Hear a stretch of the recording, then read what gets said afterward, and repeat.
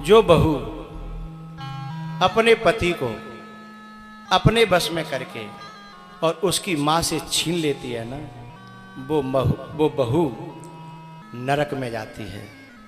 क्यों? क्योंकि माँ से कभी उसका बेटा दूर नहीं करना चाहिए। अच्छा, आगे तो नरक में जाती है ही, इस जिंदगी में भी उसके लिए नरक होता है। कब?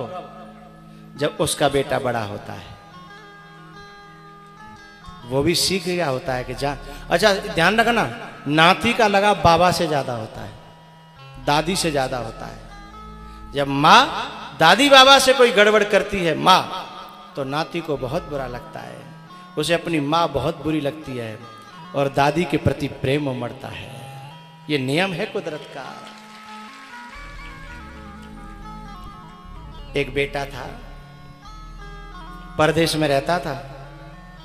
उसके पीछे से उसकी जो पत्नी थी वो अपनी सासू माँ को कुदर करके रखती थी।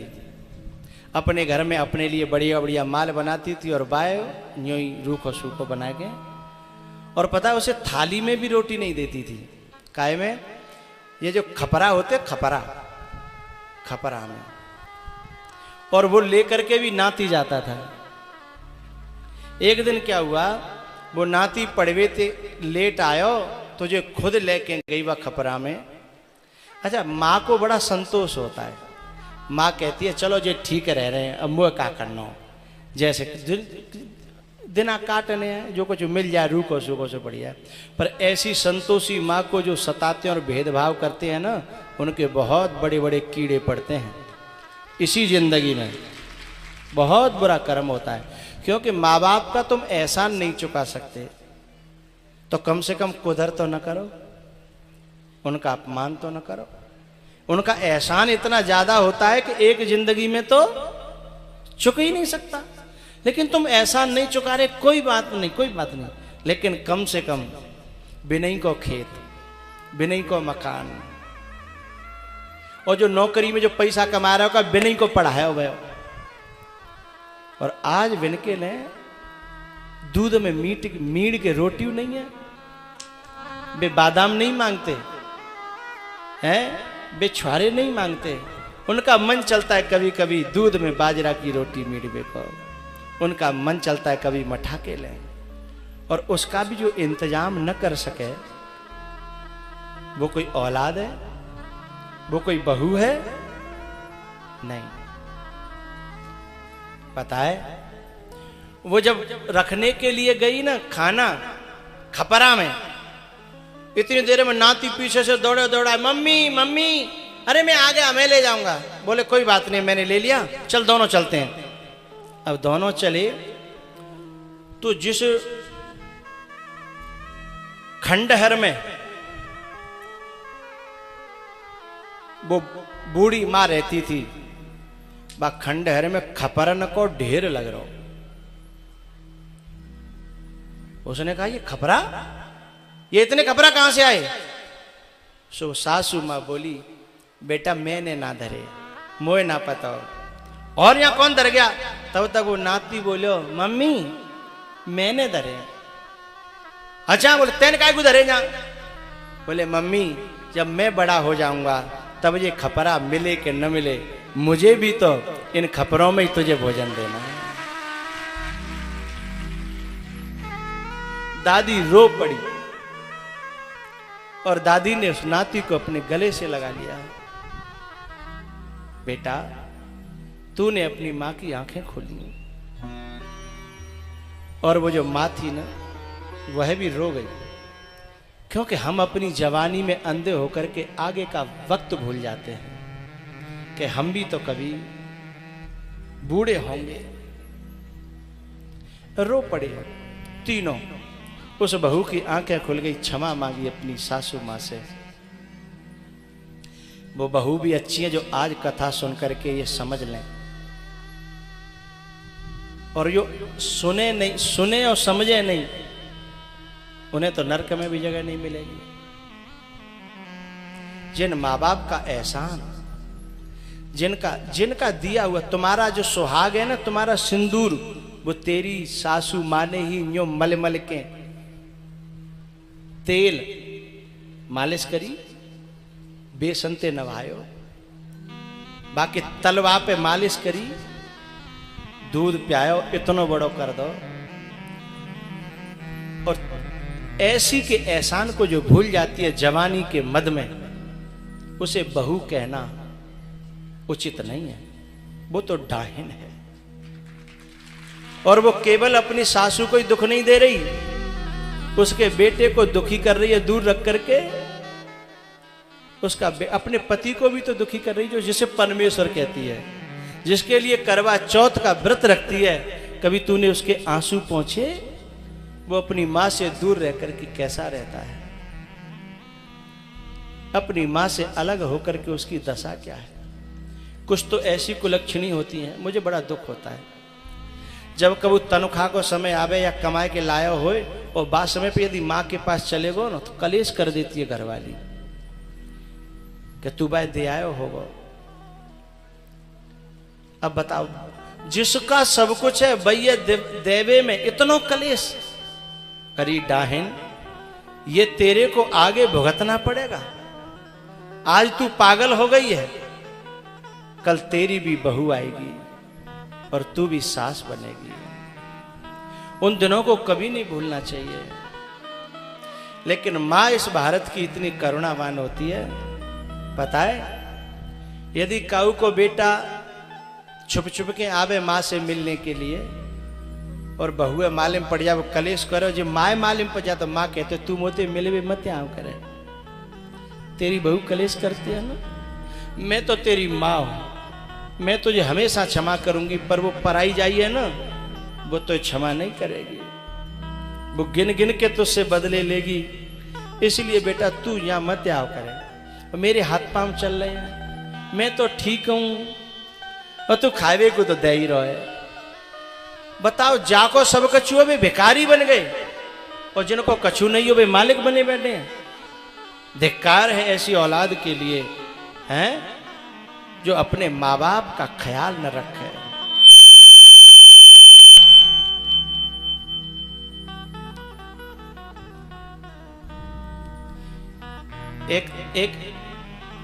एक पत्नी थी, लड़ लड़के बहाने थे कि मैं बालक पढ़ाने, मैं बच्चा पढ़ाने शहर में चलो, मैं यहां नहीं रहूंगी, बहाने है। और शहर में ले गई अपने आदमी और शहर में रहने लगे दोनों। और शहर ते कबो कबो जब वो लड़का जो चुप चुप के जब माते मिल भी आओ करे, मालूम पड़ जाए तो इतना कलेश करे बेहद। एक दिन का भयो ड्यूटी ते वो आयरो घर लेट है, वो जाने फोन कर कहा, बोले माँ बीमार है इसलिए माँ को लेने जा रहा हूं। बोले खबरदार, जो घर गए तो गांव में बालक परसों से बीमार है, तुमने सोची मैं बीमार हूं? तो बोले तेरी दवाई लिब्बा तो लायो मैं, लेकिन अब माँ बीमार है और तू तो शहर में है। वो तो बेचारी माँ कोई दवाई को दिब्बैया ना, माँ कोई सुई को लगवैया ना, मैं ले आऊं। लेकिन बा ने नालायक ने नेक जो ने की कि चले आ, वो जबरदस्ती चलेगा। बोले ठीक है, मैं माँ को लेने जाऊंगा, चाहे तू लड़ियो चाहे झगड़ियो, तो जो करनो सो करियो, मैं माँ को लेके आऊंगा। वो चलेगो और डॉक्टर पे दिखाए कि जब लेके आए हो घर पे, तो माँ तो पहले बाहर खड़ी कर दी थोड़ी अलग दूर, और दरवाजा खटखटाया और आंख निकाल के बोले मेरे घर में जगह नहीं है। तुम्हें पता है मेरे साथ क्या क्या किया तुम्हारी माँ ने? अरे वो माँ तेरे हित के लिए ही कजू डांट देती, फटकार देती, बस दुश्मनी थो रही थी, लेकिन ये दुश्मनी मान बैठती है फटकार को, उसमें छिपी हुई करुणा को नहीं देखती। आंख निकाल करके बोली खबरदार, मेरे घर में नहीं घुसोगे। और वो तो बिल्कुल नहीं आएगी, मैं उसकी शक्ल देखना नहीं चाहती। तब जाने जैसे तैसे मनाई कि आज रात रह लंदे, तू मिलियो मत, अलग कमरा में सो जाएगी, सवेरे में दवाई दिब्बा क्यों भाई घर वापस कर आऊंगा। अकड़ करके बोली ठीक है। तो जाने कही कि मैं माँ लेके आ रहा हूं, तू नेक शर्मी सौदा पाँव तो छिलियो। मेरी लाज रख लियो। बोले ठीक है ले आओ। और जैसे वो माँ लेके आयो और जाने जैसे ही माँ के दर्शन करे सो एकदम बोली ये तो मेरी माँ है। तब माँ ने कही मेरी माँ और तेरी माँ अलग अलग है, ये तू मानती है, मैंने तो आज तक नहीं माना कि ये तेरी माँ है कि मेरी माँ है। मेरी माँ को तू घुसने नहीं दे रही थी, अब यही माँ तेरी निकल आई तो तू गले लिपट गई। तो सोच, जब तुझे तेरी माँ से इतना प्यार है और तेरी माँ को तेरे से इतना प्यार है तो मेरी भी तो माँ ही है ना। मेरी माँ पत्थर तो नहीं है, अथवा मैं पत्थर तो नहीं हूं। तेरी माँ माँ है और की माँ पत्थर है। मैंने आज तक तेरे से कहा हो कि तेरी माँ नहीं आएगी, तेरी माँ ऐसी, तेरी माँ वैसी, लेकिन तैने तो शादी के 4 महीना बाद ही गिनती शुरू करा दी मुझे कि तेरी माँ यूं, तेरी माँ यूं, तेरी माँ यूं। तब वो बहू रोई कि तुम मेरी माँ का इतना ख्याल रखते हो। बोले मैं तो सदा से रखता हूं, पर तो ये समझावे को, तू समझने को राजी ही नहीं है। तब उसने कहा कि अब गांव चलेंगे और या तो मम्मी को यहां लेके आएंगे या मम्मी नहीं आई तो हम भी अब गांव में ही रहेंगे। और तब वे दोनों गांव गए। माँ तो रोज इंतजार करती थी कि काउदना भगवान सुनेगो, शायद लौटे आवे, बेटा तो आवेगो पर बहू तो कबहू नहीं आवेगी। पर आज उसने बहू बेटा दोनों को देखा। वो देखने लगी कि आज सूरज कहां से निकल रहा है, आज ये क्या हो रहा है। और तब इस बहू ने जाकर के अपनी माता जी के पांव पकड़े और बोली माता जी मम्मी क्षमा करना, मेरी बुद्धि खराब है गई और मैं अब आपको लेने आई हूं। तब रो करके माँ ने कहा मैं तुम्हारे संग रहवे की भूखी ना, बस तुम कबू कबू देख जाओ करो, मेरो मन तो जैते भज जाओ। इतना भी न कर सको तुम तो धिक्कार है। माँ बाप नहीं चाहते कि तुम उन्हें अपनी छाती पे रखो। माँ बाप के हाथ पांव चल रहे तब तक भी वो तुम्हारी सेवा नहीं चाहते, तब तक वो ये सोचते हैं हमें ही सेवा कर दें। लेकिन हमें तो वो भजन लगते हैं ना, हमें वो बाहर लगते हैं। बोली बेटा तू आ गई, तेरो प्रेम बन गो, बस मुँह को इतना ही बहुत है। और मेरो बस शहर में मन न लगत, तुम रहो बालकन पढ़ाओ। पर मोते कबो को प्रेम ते बस मिल गए, मेरो कलेजा तो जय में ठंडो है जागो, मुझे और कछु नहीं चाहिए। माही मंदिर माही पूजा, माँ से बढ़ के कोई न दूजा। माही मंदिर माही पूजा, माँ से बढ़ के कोई न दूजा।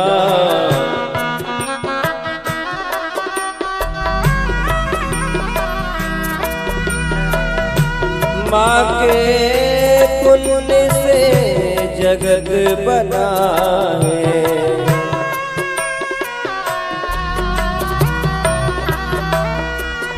माँ के पुण्य से जगत बना है। ईश्वर को भी माँ ने जना है।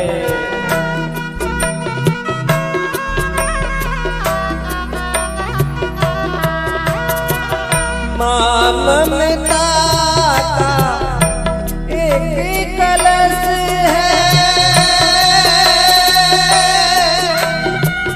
जीवन जो है अमृत रस है। क्या अंबर और क्या ये धरती, माँ की तुलना हो नहीं सकती। युग आते हैं युग जाते हैं, माँ की गाथा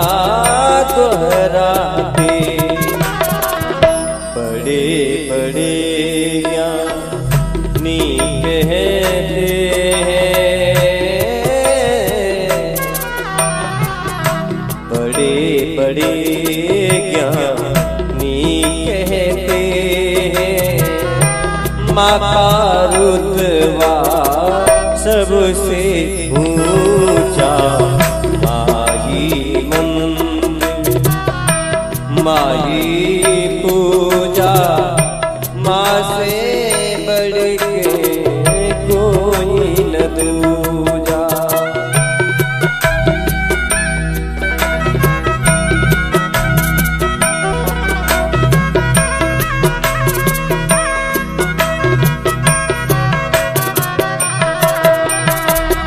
माही मंदिर माही पूजा माँ से बढ़ के कोई न दूजा। माँ बेटे की जहाँ होती है,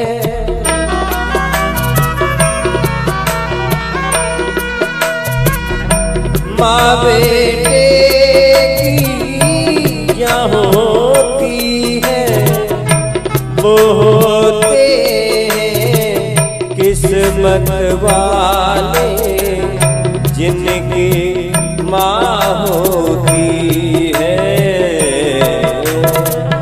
माही मंदिर माही पूजा माँ से बढ़ के कोई न दूजा।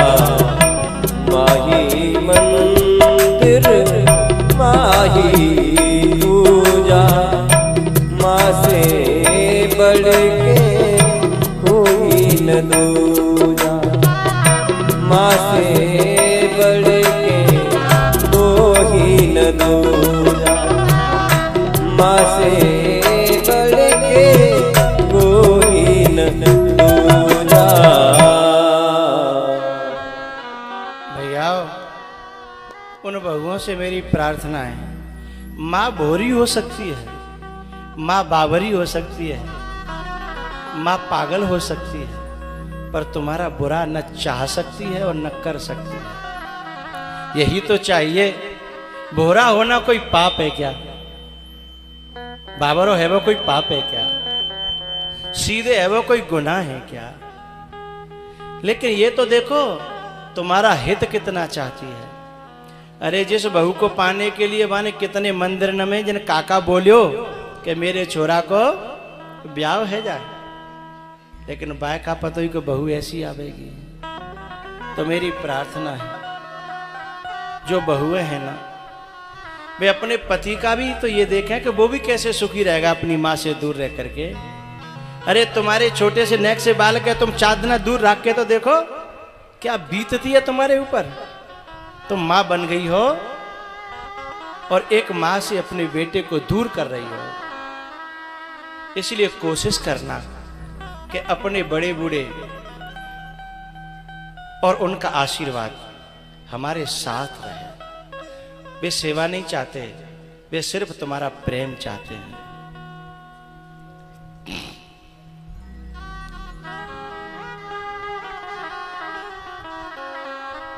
तो वो जो हिरण का बच्चा था ना, वो जड़ भरत जी महाराज को छोड़ करके चला गया और वे इतना प्रेम में फंस गए कि रो रो करके मर गए। और अंतिम में हिरण को चिंतन करके मरे, इसलिए हिरण बन गए दूसरे जन्म में। यम यम वापि स्मरण भावम त्यजत्यन्ते कलेवरम तम तमे वैत कौन्तेय सदा तद्भाव भावित। जो जैसा स्मरण करेगा अंतिम समय पर वैसी योनि में चला जाएगा।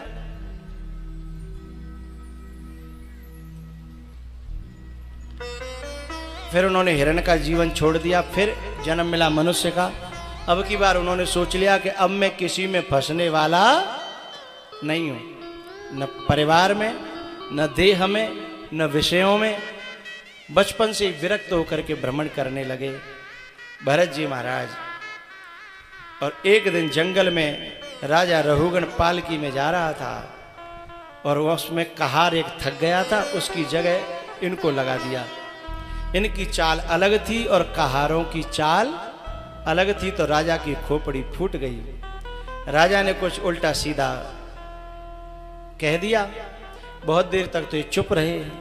फिर उन्होंने सोचा इसका भी कल्याण होना चाहिए।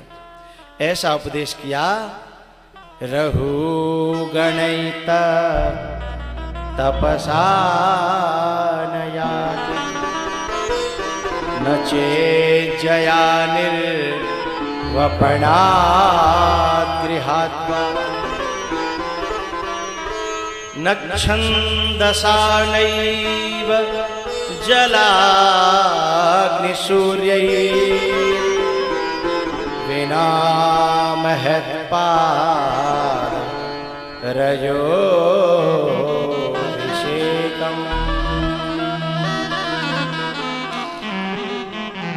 ये उपदेश जो है बड़ा प्यारा है, बड़ा गंभीर है, संतों के लिए और भक्तों के लिए भी। लेकिन इस उपदेश को अब हम चर्चा करेंगे कल। और आज बहुत भारी संख्या में भक्तों का समाज आया है और बड़ी शांति से आप लोग कथा सुन रहे। इतनी भीड़ में और इतनी शांति में बहुत खुश रहो।